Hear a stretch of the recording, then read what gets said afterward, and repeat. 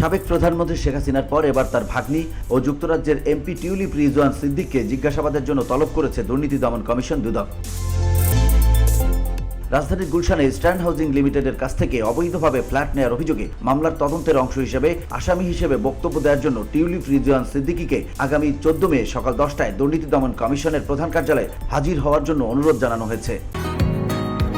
বসুন্ধরা, উত্তরা, বনশ্রী, কুড়িল ও বাড্ডা সহ রাজধানীর বিভিন্ন স্থানে অভিজাত ও অত্যাধুনিক মানের ফ্ল্যাট কেনার এক নির্ভরযোগ্য প্রতিষ্ঠান প্লেজেন্ট প্রপার্টিজ লিমিটেড।